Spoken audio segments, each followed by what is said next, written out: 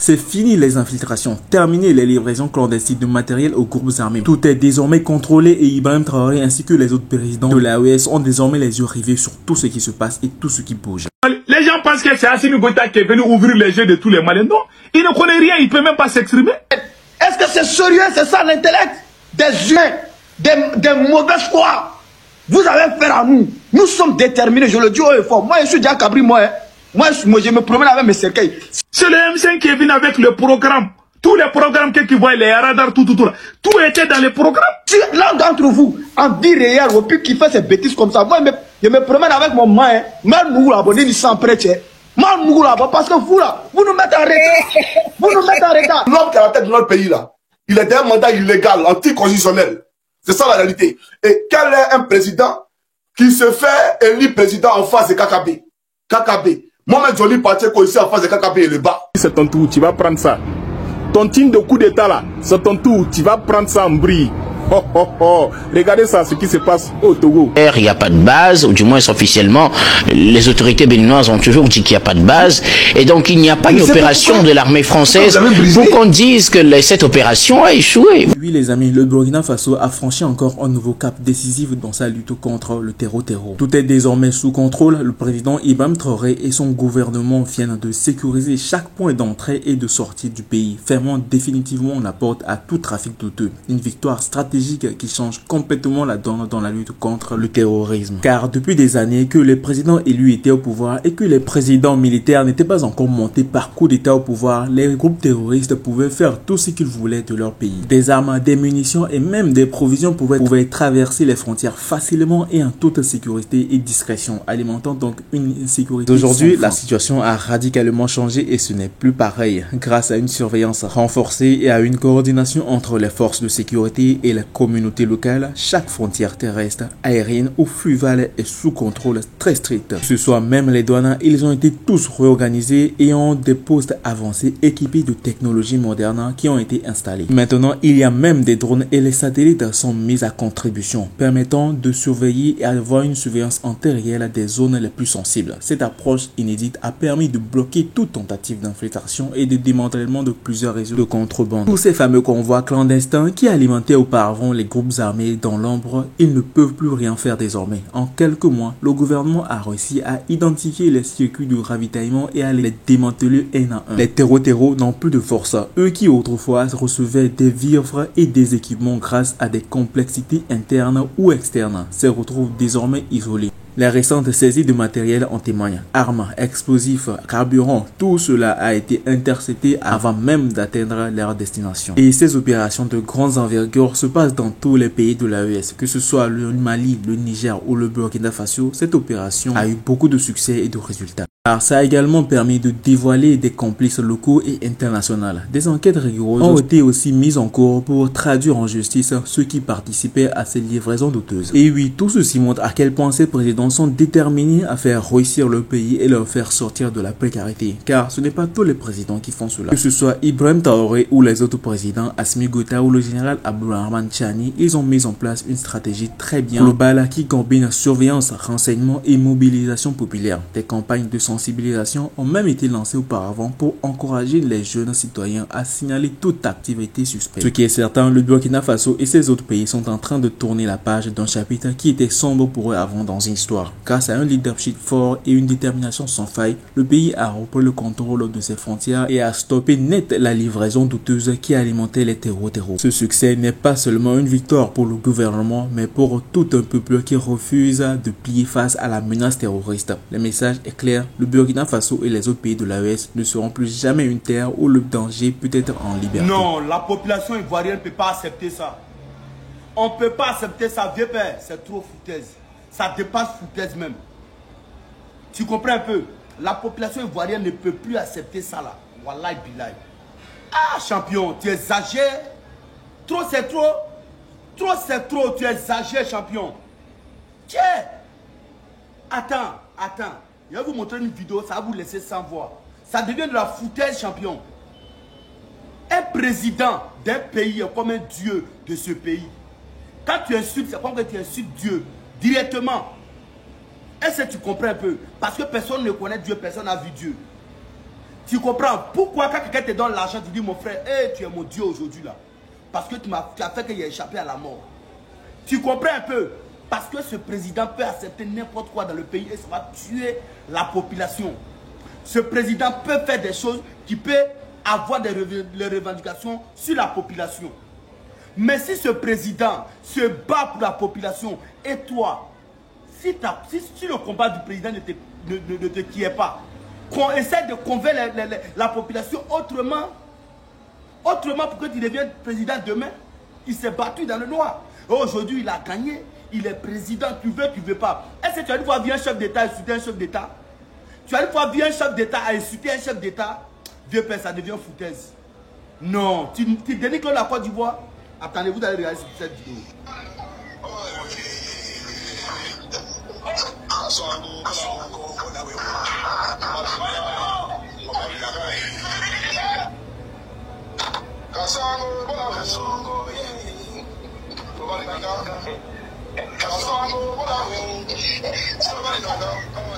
Tu vois un peu, il y a quelque chose, chez nous au boulot on l'appelle vlisant.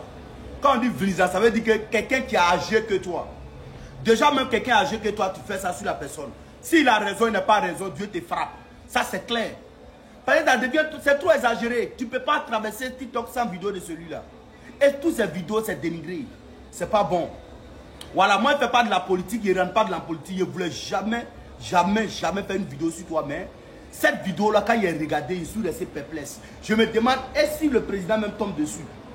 Quelqu'un qui est en train de faire un combat noble, quelqu'un qui est en train de faire les infrastructures partout, à cause de lui aujourd'hui, nous on sort nos tomates en bout, ça paye. Les mamans sortent les gombo en bout, ça paye. Mais pourquoi tu fais ça? Demain, s'il y a un autre président, nous on va le soutenir comme on peut. Moi, je ne peux jamais mettre caméra pour insulter un président. Jamais de la vie. C'est interdit même. Parce que tu ne veux pas, tu veux, il est président. Donc pourquoi l'insulter? Pourquoi? Tu peux le reprocher ce qui ne va pas. Il peut regarder et puis il va faire. Parce que c'est un homme, c'est un être humain.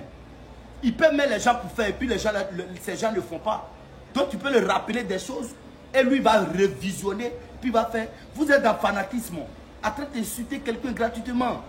Non, ça devient pitoyable quoi, ça m'énerve au fait.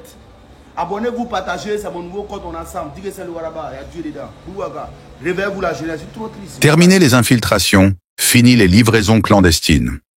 Le Burkina Faso frappe un grand coup. Ibrahim Traoré et son équipe ont pris des mesures drastiques pour mettre fin à toute entrée douteuse sur le territoire.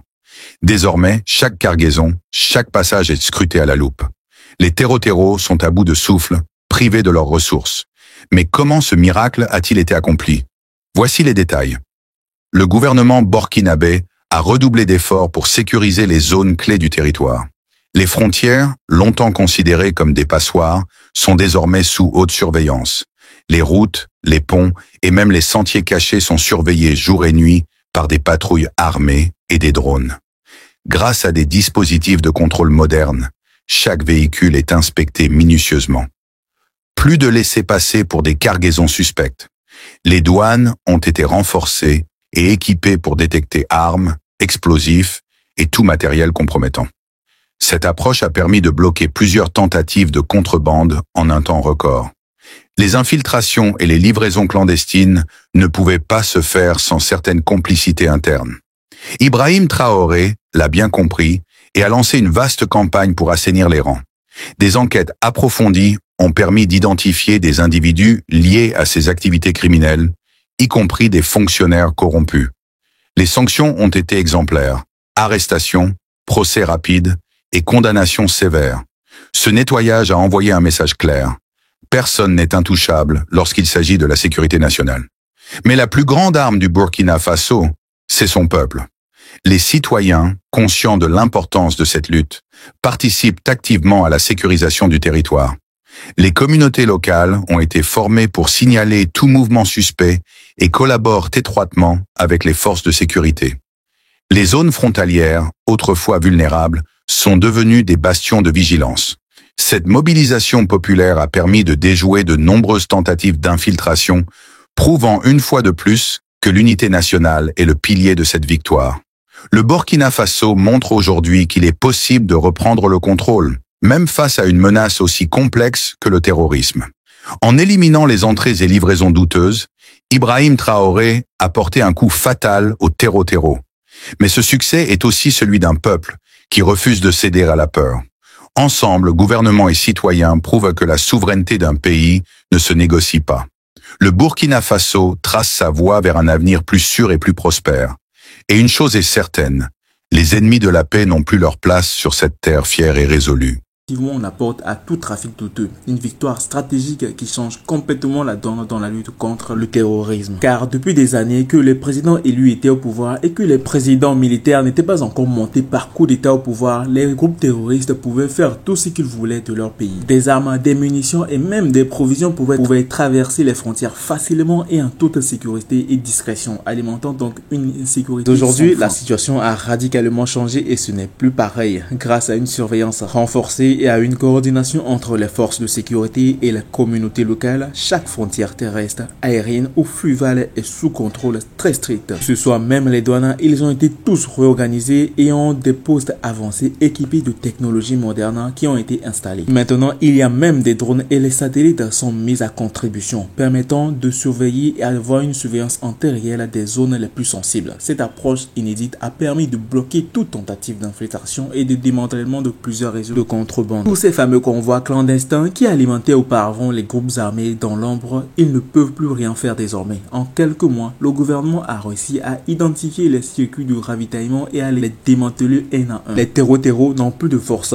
Eux qui autrefois recevaient des vivres et des équipements grâce à des complexités internes ou externes, se retrouvent désormais isolés. Les récentes saisies de matériel en témoignent. Armes, explosifs, carburant, tout cela a été intercepté avant même d'atteindre leur destination. Et ces opérations de grande envergure se passent dans tous les pays de l'AES, que ce soit le Mali, le Niger ou le Burkina Faso. Cette opération a eu beaucoup de succès et de résultats. Alors, ça a également permis de dévoiler des complices locaux et internationaux. Des enquêtes rigoureuses ont été aussi mises en cours pour traduire en justice ceux qui participaient à ces livraisons douteuses. Et oui, tout ceci montre à quel point ces présidents sont déterminés à faire réussir le pays et leur faire sortir de la précarité. Car ce n'est pas tous les présidents qui font cela. Que ce soit Ibrahim Traoré ou les autres présidents, Assimi Goïta ou le général Abdourahmane Tchani, ils ont mis en place une stratégie très bien globale qui combine surveillance, renseignement et mobilisation populaire. Des campagnes de sensibilisation ont même été lancées auparavant pour encourager les jeunes citoyens à signaler toute activité suspecte. Ce qui est certain, le Burkina Faso et ses autres pays sont en train de tourner la page d'un chapitre qui était sombre pour eux avant dans une histoire.